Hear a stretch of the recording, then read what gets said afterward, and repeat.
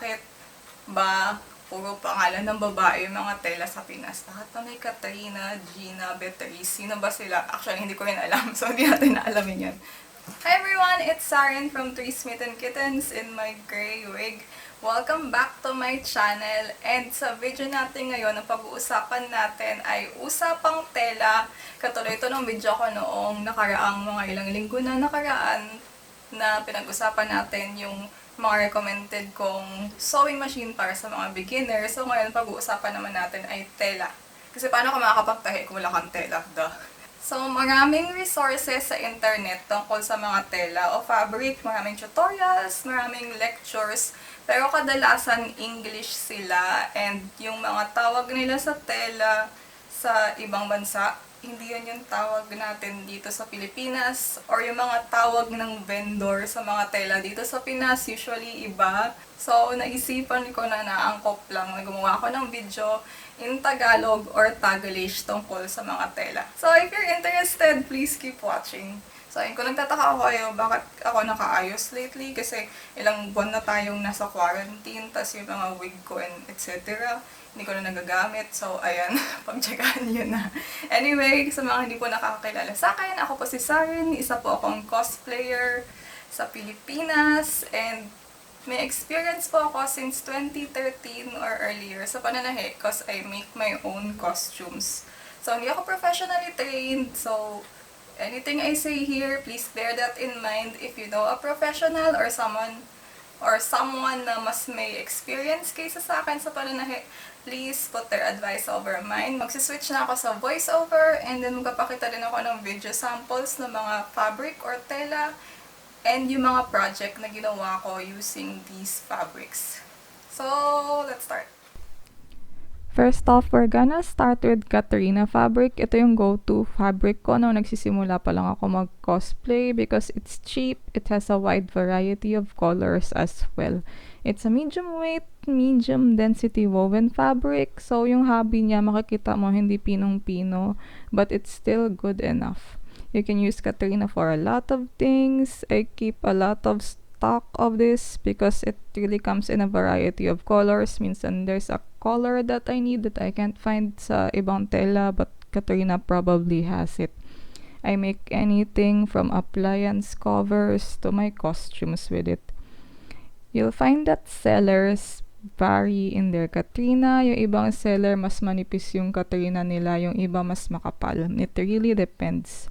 So, Beatrice is another name for Katrina, or it's like related to it, kind of like a close cousin. So, this is a sample of a costume that I made with Katrina.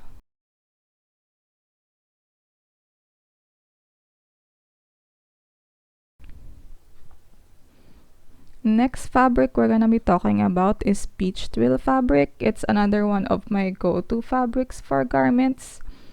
A twill is a woven fabric na yung weave is kind of diagonal instead of the usual grid weave. There's also a good color assortment, though it has less colors than Katrina sa pag-observation ko lang.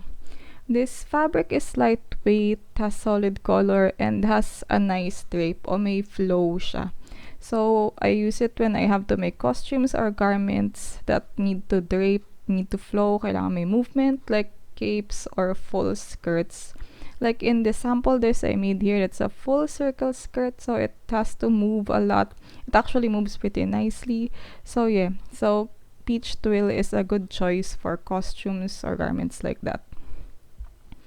The next fabric we're gonna be talking about is satin, silk satin.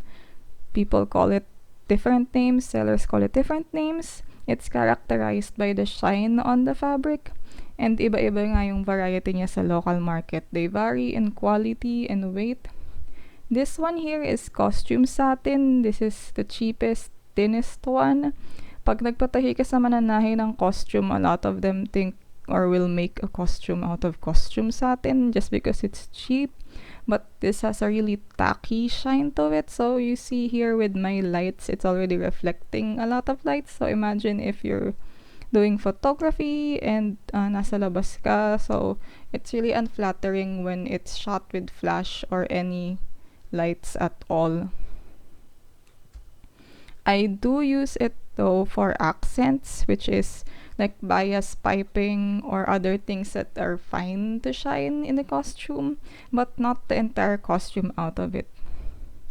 You can also use the back side of the satin, which is actually less shiny.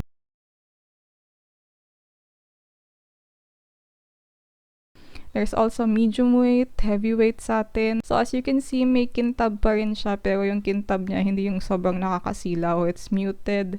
It's a nice shine.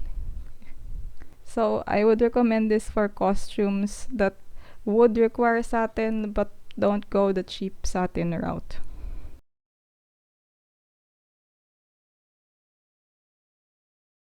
Next up, we're gonna go into uniform fabrics. First off is Gabardine. This is a thicker twill fabric, usually very limited in colors. Usually it's just in black or white. This is a uniform fabric, perfect for uniform costumes, obviously. And people use them for the tops and the bottoms, trousers or blouses when it comes to uniform. So here's a sample I made using Gabardine. Another uniform fabric is US Klopman or Klotman. It has a lot more color varieties than Gabardine, but it's a lot stiffer than Gabardine, I find. It's woven in grids, unlike Gabardine, which is a twill. It doesn't flow a lot compared to Gabardine, which has some flow. I like using it for more rigid uniforms like lab coats and such. So here are some samples that I made using Klopman.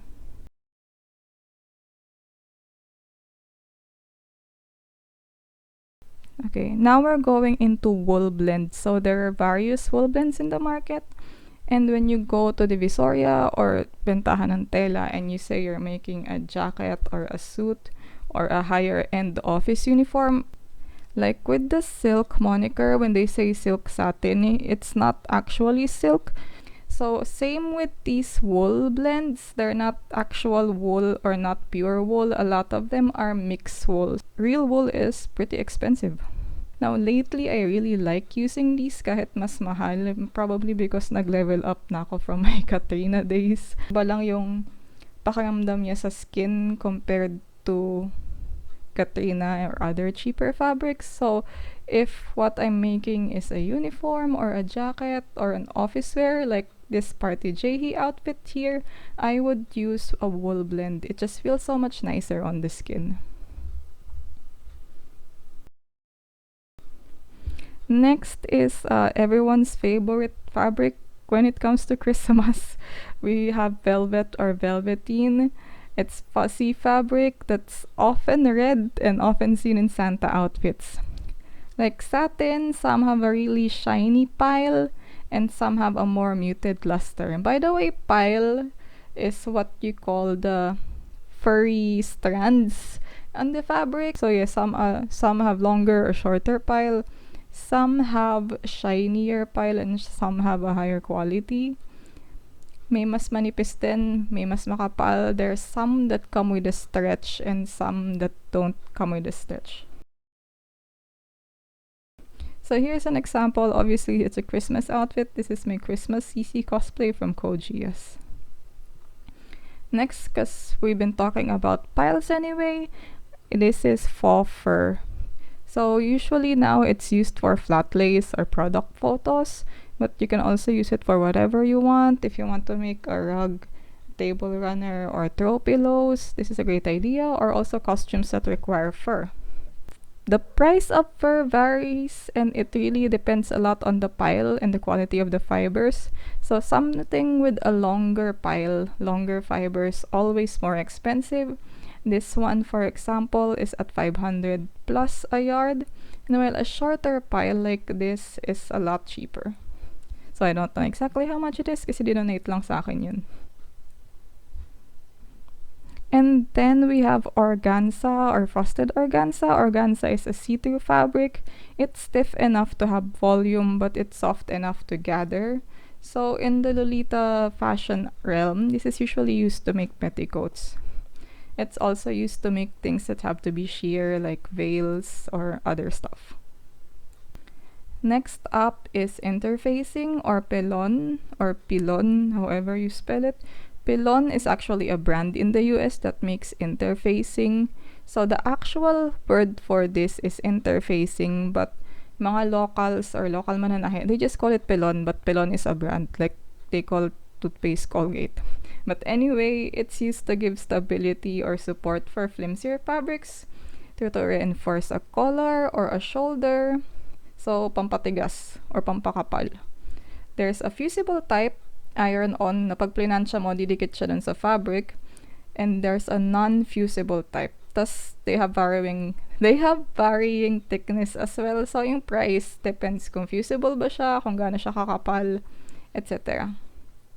And then, we have neoprene. This is a medium weight stretch matte knit, although there's many varieties then. This is super popular for infinity dresses or bridesmaid dresses because of the stretchability of the fabric. Meron ding printed varieties. So this one that I'm showing is a thinner neoprene, but there's also thicker varieties, and yung price nila varies on how thick or thin they are. And yet, they also have a great color assortment. And then what we have here is a metallic spandex.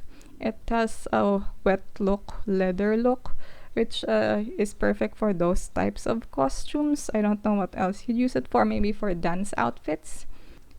So yun, as you can see, wet look siya, it doesn't fray, and depende sa variety niya, yung pagka-stretchy niya.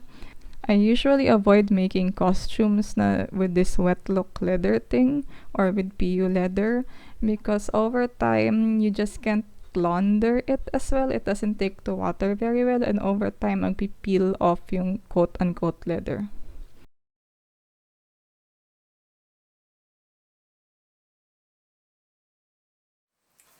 So, ayun, that's all the fabric we're going to be able to cover in this video. Yun lang din yung na-shoot ko kasi yun yung meron akong sample sa bahay. There's a lot of fabric out there na hindi ko alam or wala pa ako masyadong experience with because I only use mostly these kasi ito yung ginagamit sa mga costuming kadalasan.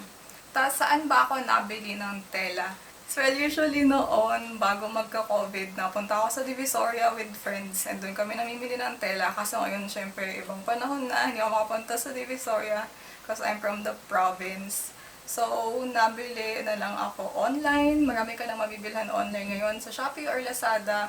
And yung prices nila, same din sa Divisoria prices kasi these are usually the same sellers na pumapwesto din sa Divisoria. Anyway, I hope nakatulong tong video na to. I hope it gives you more confidence when picking out or shopping for your fabrics or nagkaroon ka at least ng konting idea about mga tela or kung ano yung gusto mong gamitin para sa project mo. If you have any questions, comment down in the comment section down below. Or if gusto mo balikan yung mga pinag-usapan natin dito sa video to or gusto mo siyang basahin, yung written version ay nasa vlog ko sa smmittenkittens.com. The link is down in the description box.